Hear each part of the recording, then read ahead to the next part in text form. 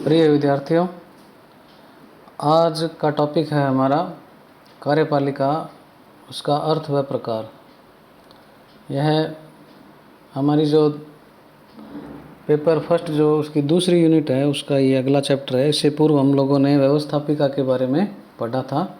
आज हम कार्यपालिका के बारे में पढ़ते हैं। जैसा कि आप जानते हैं कि सरकार राज्य की इच्छा का निर्माण, उसकी अभिव्यक्ति और उसके निष्पादन करने की एक संस्थागत रचना होती है। राज्य की इच्छा को मूर्त रूप देने वाली संस्थागत व्यवस्था जो है उसको हम सरकार कहते हैं। पिछले व्यवस्थापिका के पाठ में हम लोगों ने पढ़ा था कि सरकार की शक्तियों को 3 भागों में बांटा गया है। जो विधि का निर्माण करती है उस संस्था को हम व्यवस्थापिका कहते हैं, और जो विधि को क्रियान्वित करती है उस संस्था को हम कार्यपालिका कहते हैं, और जो विधि की व्याख्या और रक्षा करती है उसको हम न्यायपालिका कहते हैं।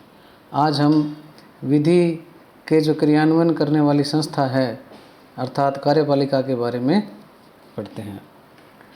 सबसे पहले हम कार्यपालिका के अर्थ व प्रकार के बारे में देखते हैं। अलग अलग विद्वानों ने कार्यपालिका को परिभाषित किया है। इसमें हम जो परिभाषाएं हैं उसको 2 वर्गों में विभाजित कर सकते हैं, एक तो संकुचित अर्थ में और एक व्यापक अर्थ में। गिलक्राइस्ट ने कार्यपालिका की व्याख्या इस प्रकार की है। वे कहते हैं कि कार्यपालिका सरकार का वह अंग है जो कानून के रूप में अभिव्यक्त जनता की इच्छा को कार्य रूप में परिणत करता है। यह वह दूरी है जिसके चारों ओर राज्य का वास्तविक प्रशासन तंत्र घूमता है। और गार्नर ने कहा है कि व्यापक तथा सामूहिक अर्थ में कार्यपालिका में वे सभी कर्मचारी तथा संस्थाएं आ जाती है जिनका संबंध राज्य की इच्छा को क्रियान्वित करने से है, जो कानून के रूप में प्रकट की गई है। गार्नर ने जो ये डेफिनेशन दी है वो बड़ी व्यापक है, और उनकी परिभाषा के हिसाब से कार्यपालिका में जो राज्य के अध्यक्ष हैं, मंत्रिपरिषद हैं तथा अन्य सभी जो राज्य के कर्मचारी हैं वो सब शामिल हो जाते हैं, और इन सभी का संबंध क्या है? कानून को लागू करने से होता है। इस प्रकार से कार्यपालिका के संकुचित और व्यापक 2 अर्थ हो जाते हैं। व्यापक अर्थ का यही मतलब है कि जैसा कि गार्नर ने बताया है कि जो राज्य के अध्यक्ष से लेकर जो कर्मचारी है नीचे तक का, और जिसका संबंध राज्य और उसके नीति निष्पादक प्रशासन से है, वे सारे क्या है इसमें शामिल हो जाते हैं। जबकि संकुचित अर्थ में क्या है, प्रशासनिक कर्मचारियों को कार्यपालिका से अलग कर दिया जाता है। संकुचित अर्थ में कार्यपालिका में केवल संस्थागत संरचनाओं को ही शामिल किया जाता है जिनका संबंध नीति निर्माण व क्रियान्वयन से होता है, और जो अपनी भूमिका के लिए जनप्रतिनिधियों के प्रति अपना उत्तरदायित्व निभाते हैं। और इस अर्थ में लोकतंत्रीय शासन व्यवस्थाओं में मंत्रिपरिषद जो नीति निर्माण और उसके क्रियान्वयन के लिए जिम्मेदार है तथा इसके लिए वह संसद के प्रति उत्तरदायी है, को ही राज्य के अध्यक्ष सहित कार्यपालिका माना जाता है। अर्थात जो प्रशासनिक तंत्र है वो क्या है, संकुचित अर्थ में कार्यपालिका में शामिल नहीं होता, जबकि व्यापक अर्थ में प्रशासनिक तंत्र भी शामिल होता है। ये जो व्यापक और संकुचित है इसके आधार पर भी कई बार क्या होता है कि कार्यपालिका को कुछ विद्वान 2 भागों में बांट देते हैं, एक राजनीतिक कार्यपालिका और दूसरी स्थायी कार्यपालिका, जिसको हम लोक सेवाएं कहते हैं। राजनीतिक कार्यपालिका प्रशासन से संबंधित नीति निर्माण करती है, और जो स्थायी कार्यपालिका अर्थात जो लोक सेवाएं हैं वो क्या करती है कि नीति निर्माण में और नीति के क्रियान्वयन में जो राजनीतिक कार्यपालिका है उसकी सहायता करती है। हमारा ये जो चैप्टर है वो जो राजनीतिक कार्यपालिका है उससे रिलेटेड ही है, क्योंकि इसमें हम क्या है लोक सेवाओं के बारे में नहीं पढ़ेंगे। आधुनिक जो लोकतंत्रीय व्यवस्थाएं हैं उनमें कार्यपालिका का जो निकाय है वो सरकार के जो 2 अन्य अंग हैं, व्यवस्थापिका और न्यायपालिका, उनकी तुलना में बड़ा महत्वपूर्ण हो गया है। व्यवहार में देखा जाए, जब हम सरकार शब्द काम में लेते हैं तो हमारा दिमाग में सीधा ही क्या है, मंत्री परिषद, प्रधानमंत्री, मुख्यमंत्री, यही आता है सीधा ही सरकार का मतलब। यानी सरकार का मतलब कार्यपालिका ही हो गया, माइंड में क्लिक करता है क्योंकि उसका महत्व इतना ज़्यादा बढ़ गया है। कोरी ने, विद्वान है कोरी, उन्होंने क्या सरकार के इस अंग के महत्व को बताते हुए कहा है कि कार्यपालिका सरकार का सार है, व्यवस्थापिका तथा न्यायपालिका इसके यंत्र मात्र ही हैं संविधानीकरण के। लॉ पलम्बरा चिंतक रहे हैं, उन्होंने भी क्या है कार्यपालिका का अभिप्राय यह बताया है कि मुख्य कार्यपालिका विभागों के अध्यक्ष और सरकारी पद सोपान में उच्चतम स्तर के सार्वजनिक प्रशासकों से है। इसमें वे व्यक्ति, लोक सेवक और अन्य लोग जो मुख्य कार्यपालिका की सहायता के लिए भर्ती किए जाते हैं शामिल होते हैं। इस प्रकार से कार्यपालिका है उसके संकुचित और व्यापक अर्थों के बारे में बताया गया है। इसके पश्चात हम कार्यपालिका के प्रकारों के बारे में देखते हैं।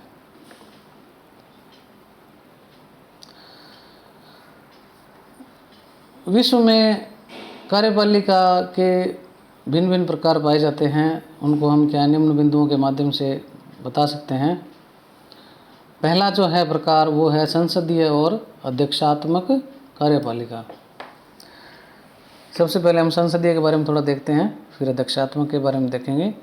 जिन देशों में मंत्री परिषद संसद के प्रति उत्तरदायी होती है उस व्यवस्था को हम क्या कहते हैं, संसदीय व्यवस्था या संसदीय पद्धति या संसदीय कार्यपालिका कहते हैं। इस पद्धति का श्रेष्ठ उदाहरण जो है इंग्लैंड और भारत माना जाता है। और संसदीय कार्यपालिका में कार्यपालिका का व्यवस्थापिका के साथ क्या है, घनिष्ठ संबंध होता है। और इस पद्धति में कार्यपालिका का जो निर्माण है वो व्यवस्थापिका से ही होता है। जैसा कि हम जानते हैं कि हर 5 वर्ष से चुनाव होते हैं, चुनाव होने पर जनप्रतिनिधि चुनकर जाते हैं और वो जनप्रतिनिधि मिलकर क्या करते हैं, व्यवस्थापिका का निर्माण करते हैं। और जिस दल को बहुमत होता है उससे फिर क्या वो मंत्री परिषद और मुख्यमंत्री या प्रधानमंत्री जैसा भी है वो राज्य या केंद्र के हिसाब से बनते हैं।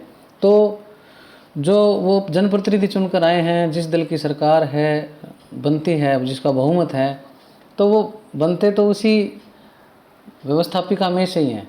तो इसलिए संसदीय व्यवस्था में यह कहा जाता है कि व्यवस्थापिका से ही कार्यपालिका का निर्माण होता है और कार्यपालिका व्यवस्थापिका के प्रति जिम्मेदार भी होती है। संसदीय कार्यपालिका में मंत्री परिषद ही कार्यपालिका का वास्तविक रूप होती है, इसलिए इसे मंत्रिमंडलात्मक कार्यपालिका भी कहते हैं। मंत्री परिषद के सभी सदस्य व्यवस्थापिका के सदस्य होते हैं, ये होना जरूरी है। यदि कोई मंत्री बना भी दिया जाता है तो उसको 6 माह के भीतर व्यवस्थापिका का सदस्य बनना जरूरी है।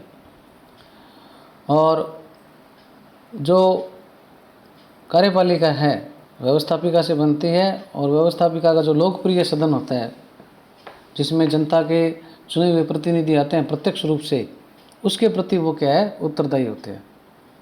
मंत्री परिषद अपने पद पर तब तक बना रहता है जब तक कि व्यवस्थापिका में उसका बहुमत है। लोकप्रिय सदन जिसको हम प्रथम सदन भी कहते हैं, जिसमें जनता के चुने हुए प्रतिनिधि आते हैं, अविश्वास का प्रस्ताव पारित कर वास्तविक कार्यपालिका को हटा भी सकते हैं। इस पद्धति में एक संवैधानिक प्रधान भी होता है जिसे नाम मात्र की कार्यपालिका कहते हैं। जैसा कि हमारे यहाँ पे राज्यों में राज्यपाल हैं और केंद्र में राष्ट्रपति हैं, और शासन की समस्त शक्तियों का जो उपयोग है वो इनके नाम से ही किया जाता है, इसलिए उनको क्या है, नाम मात्र की कार्यपालिका कहते हैं। अध्यक्षात्मक जो कार्यपालिका है उसमें व्यवस्थापिका और कार्यपालिका शक्ति पृथक्करण का जो सिद्धांत है, हमने पहले वाले चैप्टर में व्यवस्थापिका में पढ़ा था, मॉन्टेस्क्यू ने दिया था, उसके अंतर्गत क्या है, बिल्कुल अलग अलग होती है व्यवस्थापिका और कार्यपालिका। संविधान के द्वारा व्यवस्थापिका और कार्यपालिका और न्यायपालिका, ये जो तीनों अंग हैं सरकार के, उनकी शक्तियाँ क्या है, विभाजित कर दी जाती है। इस प्रकार कार्यपालिका में राज्य का जो अध्यक्ष राष्ट्रपति ही क्या होता है, देश का सर्वे सर्वा होता है। और यहाँ पर क्या है, अध्यक्षात्मक व्यवस्था में कोई नाम मात्र की कार्यपालिका नहीं होती है, राष्ट्रपति ही देश का सर्वे सर्वा होता है, उसी में समस्त शक्तियाँ केंद्रित होती है। राष्ट्रपति अपनी मंत्री परिषद खुद बनाता है और उसकी सहायता से वह शासन के कार्यों का संचालन करता है। मंत्री परिषद के जो ये मेंबर होते हैं ये व्यवस्थापिका के मेंबर नहीं होते अध्यक्षात्मक व्यवस्था में, और ना ही उसके प्रति उत्तरदायी होते हैं।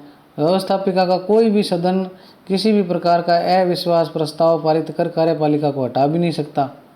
इस प्रकार की शासन व्यवस्था का जो सर्वोत्तम उदाहरण है वो संयुक्त राज्य अमेरिका है। ब्राज़ील और दक्षिण अमेरिका के कई देशों में भी यह पद्धति प्रचलित है। इन देशों में राष्ट्रपति निश्चित अवधि के लिए चुना जाता है और महाभियोग के अलावा उसे किसी भी अन्य तरीके से हटा नहीं सकते। राष्ट्रपति द्वारा नियुक्त मंत्रियों को हम क्या कहते हैं? सचिव कहते हैं। जो वहाँ की संसद जिसको कांग्रेस भी कहते हैं हम, हमारे यहाँ संसद शब्द है, अमेरिका में कांग्रेस कहते हैं, उसी का बिल्कुल अलग और आज़ाद रहते हैं वो मंत्री। इस प्रकार की कार्यपालिका का सबसे बड़ा गुण यही है कि वो स्थायी होती है और सबसे बड़ा दोष यही है कि वो व्यवस्थापिका के प्रति उत्तरदायी नहीं होती है। संसदीय कार्यपालिका का सबसे बड़ा गुण यही है कि वो व्यवस्थापिका के प्रति उत्तरदायी है और सबसे बड़ा दोष यही है कि वो अस्थिर है।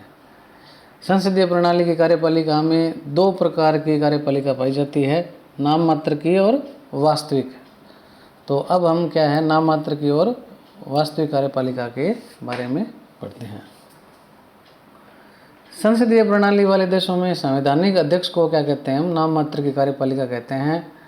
और संविधान की दृष्टि से देश की जो समस्त शक्तियां हैं वो क्या है, उसको प्राप्त होती है, परंतु व्यवहार में उनका उपयोग वह स्वयं नहीं करता बल्कि मंत्रिमंडल करता है। उदाहरण के लिए हम ब्रिटेन का ले सकते हैं, वहाँ का जो शासन का अध्यक्ष है राजा या रानी, और भारत में राष्ट्रपति क्या है, नाम मात्र की कार्यपालिका का प्रतीक है।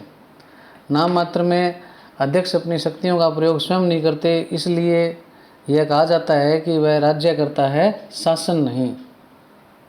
जबकि संसदात्मक शासन व्यवस्था में संविधान द्वारा इस नाम मात्र की कार्यपालिका को जो शक्तियां दी गई है, व्यवहार में उनका वास्तविक उपयोग प्रधानमंत्री की अध्यक्षता में मंत्रिपरिषद करती है। राज्यों में राज्यपाल और उसकी मुख्यमंत्री और उसकी मंत्रिपरिषद करती है।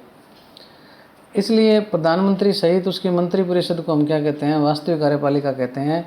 देश की संपूर्ण प्रशासनिक शक्तियां इसी वास्तविक कार्यपालिका में केंद्रित होती है। नाम मात्र की कार्यपालिका और वास्तविक कार्यपालिका का यह जो अंतर है, ये संसदीय प्रणाली वाले देशों में पाया जाता है। अध्यक्षात्मक प्रणाली वाले देशों में ये होता नहीं, क्योंकि वहाँ पर क्या है, जो राष्ट्रपति होता है वही सर्वे सर्वा होता है और समस्त शक्तियाँ उसमें केंद्रित होती है। इसके पश्चात तीसरा जो प्रकार है वो आता है एकल और बहुल कार्यपालिका। जैसा कि नाम से स्पष्ट है, एकल कार्यपालिका का मतलब है कि जिसमें निर्णय निर्माण की जो कार्यकारी शक्तियां हैं वो एक ही मुखिया के या एक ही व्यक्ति के हाथों में केंद्रित होती है। शासन की सुविधा की दृष्टि से कार्यपालिका शक्ति का विभाजन अवश्य हो सकता है, किंतु अंतिम रूप से शासन की व्यवस्था हेतु एक ही व्यक्ति उत्तरदायी होता है। वर्तमान समय में अमेरिका का राष्ट्रपति एकल कार्यपालिका का सर्वश्रेष्ठ उदाहरण है। वहाँ कार्यकारिणी जो शक्तियाँ हैं वो राष्ट्रपति में निहित होती है। बहुल कार्यपालिका का मतलब ऐसी कार्यपालिका से है जिसके अंतर्गत कार्यपालिका शक्तियाँ किसी एक व्यक्ति में केंद्रित न होकर एक समूह में केंद्रित होती है। वर्तमान में स्विट्जरलैंड जो है इस प्रकार की कार्यपालिका का सर्वश्रेष्ठ उदाहरण है। स्विट्जरलैंड में कार्यकारिणी शक्ति जो है वो 7 सदस्यों की एक संघीय परिषद होती है, उसमें निहित होती है।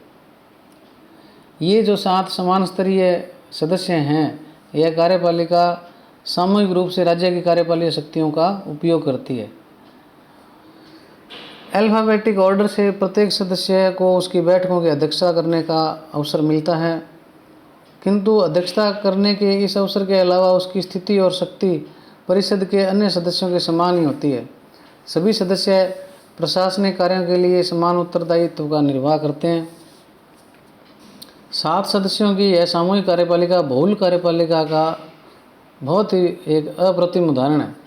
कुछ विद्वान सोवियत रूस की जो सर्वोच्च कार्यपालिका परिषद प्रेसिडियम, जिसमें 37 मेंबर होते हैं, को भी सामूहिक कार्यपालिका का उदाहरण मानते हैं। स्टालिन इसे सामूहिक राष्ट्रपति भी कहते थे।